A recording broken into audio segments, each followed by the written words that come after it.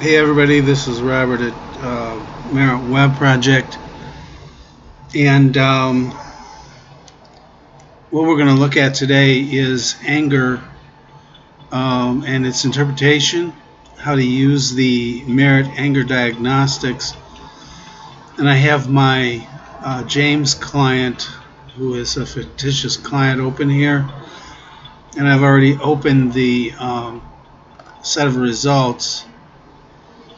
It's important that you understand everything that is being displayed in this set of results. It's kind of complicated, but it's extremely useful. At the top you have score summaries. The bolded items are generalized areas, and underneath in italics, non-bolded, are the specific areas that are covered under that bolded area. So we've got an overall score, clinical analysis score, anger manifestations, anxiety, and alternative anger expression. This one is extremely important in certain cases, and we'll get to that. The overall score, and let's talk about the interpretation. This is a standardized report, so 93% of all people score under 115 for areas, which leaves 6.6% of people scoring above that. Only 2% score above 120. You can look at that more on your own.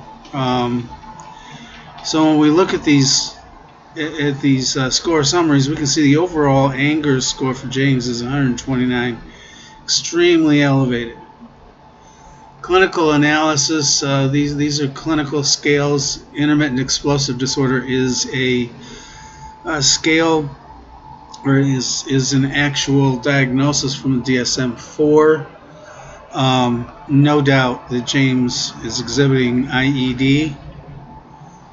Memory loss, same thing, 134, and I need to add to this memory loss / psychotic rage. We'll get to that in a second.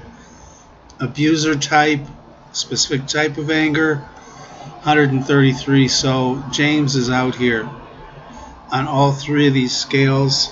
This is significant anger. Manifestations, behavioral manifestations, are his high point. Anxiety score of 111, which is for anger issues is not that elevated. It's over 110, which we look at as significant, but it's not extremely significant. 120, 130, 140 wouldn't be out of the question in this particular case. No alternative anger designation. Again, we'll talk about that. That one is critical in some cases. Overall math score, that is a summary of that score. Clinical analysis. We look at these three clinical scales. His specific results, extremely elevated on all three clinical scales. Anger management therapy is indicated in this case. We have this special red statement here. He's elevated in more than one area. He's elevated in all three, actually.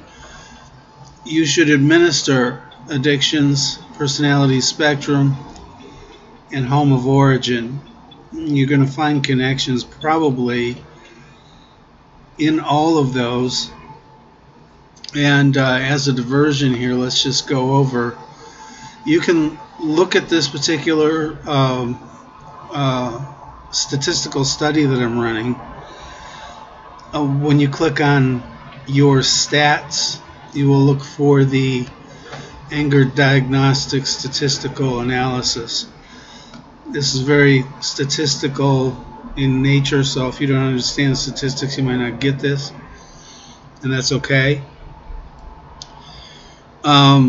This is just pulling from the database, and this in no wise reflects that 120 out of 619 score this way. Usually MAT is only administered when somebody thinks that there's a problem, so you can't use that percentage. But what we can see is that IED is the most often diagnosed issue when we have elevated anxiety or elevated anger issues. Abuser type pattern is not far behind. Usually people take their anger out on someone else or something else. The psychotic rage or memory loss occurs about half the time that you have IED. And again, we'll explain these. This is more complicated here. IED with memory loss, you're going to find that in, well, probably about 40% of the time. IED and abuser type, you're going to find that, again, coupled quite readily together. Memory loss and abuser type, not as common.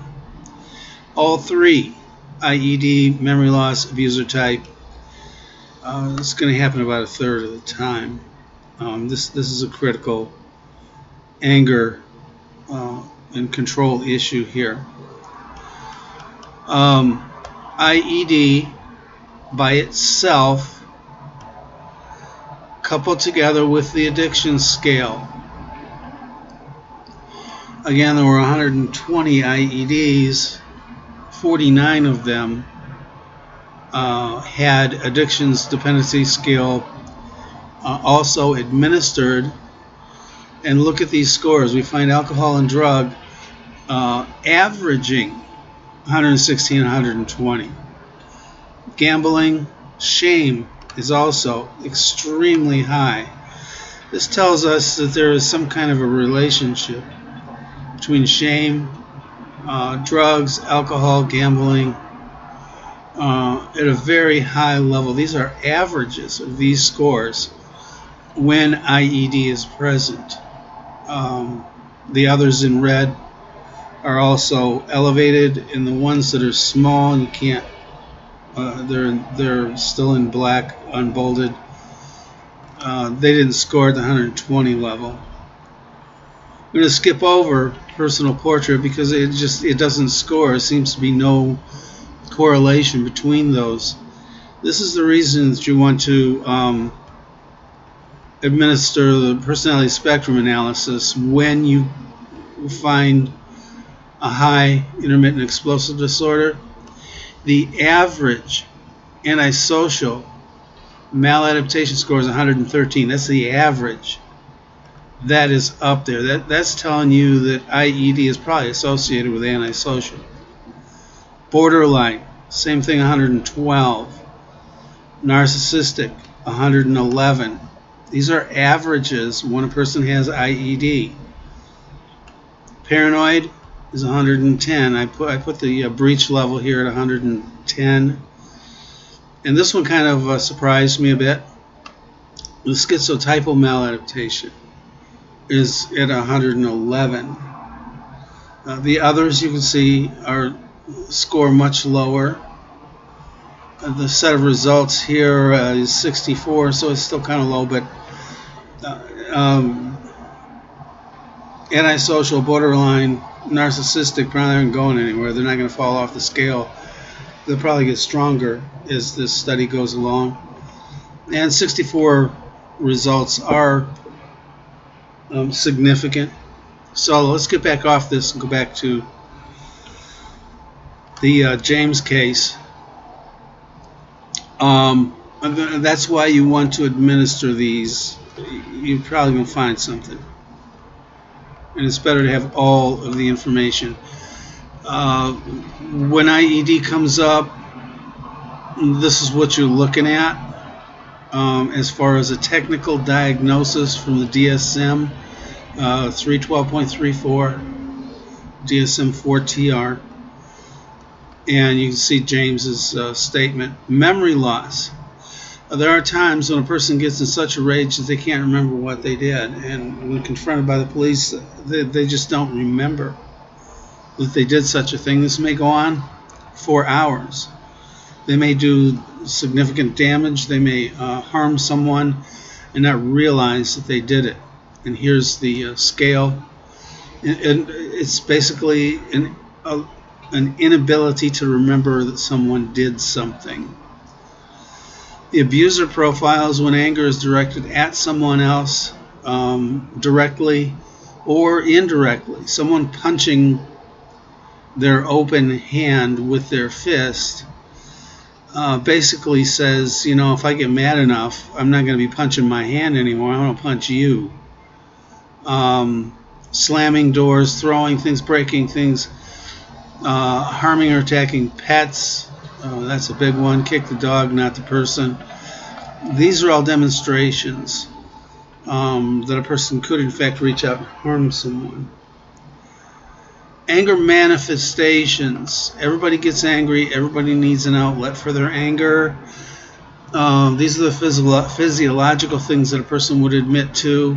Heart palpitations, muscle tension, changes in breathing, maybe panic attacks, shaky hands, flushed face, tension of voice.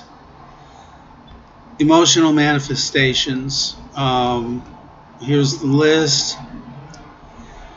Okay. Behavioral manifestations. This is kind of close in some ways to the abuser type. Only it doesn't reach out to people. It's close though. Anxiety sometimes plays into anger and can be can complicate anger. In order to save time now, we're just going to look at this one because this one is critical for you to understand. I've had people say, well, you know, I've got a client, I know they're angry. Spouses told me that they throw stuff and everything, but the person doesn't score in areas on this test. There could be reasons for that. Could be hiding things, could be unable to recognize what they're doing. So if their scores on the three scales, physiological, behavioral, and emotional, are all low, they're not releasing anger somehow. Everybody needs a release for anger, and if somebody does not score at all on release of anger, these are some of the things that you might want to go after. Are they denying their anger, lying about their anger, repressing their anger, sublimating their anger? Passive-aggressive means of displaying anger. Can't recognize the symptoms, so they didn't answer properly because they just don't know. Or they're afraid of an anger response. So when you know somebody's got an anger issue and they don't score, you're going to see this at the bottom, and it's going to tell you that they don't have a sufficient avenue to express anger, and they're likely using some of these tools or others to get rid of their anger. Now, I think we all understand what repression is. Somebody's pressing it down to hide it. Sublimation, people often don't understand what sublimation is. Wikipedia describes it as when socially unacceptable impulses or idealizations are unconsciously transformed into socially acceptable behaviors. Again, it's an avoiding technique, but it's done in a positive way. How can we get an understanding of this? Well, if we look at this particular site, we can see it actually has an anger issue on here. I'm angry. Rather than have a fight with my wife, I'm going to go out and chop wood. Get a big old pile of wood. And now I'm going to feel good about that. Well, I avoided my anger, but I also avoided any type of physiological, emotional, or behavioral response to my anger. You can see some others here. These are all repressive, or these are all sublimations of specific issues that you see right here. So when a person should have scored high on the anger thing and they didn't, go after the potential that they've used an alternative anger method of release. That's it for now, and hope this helps you understand exactly how to interpret the anger results.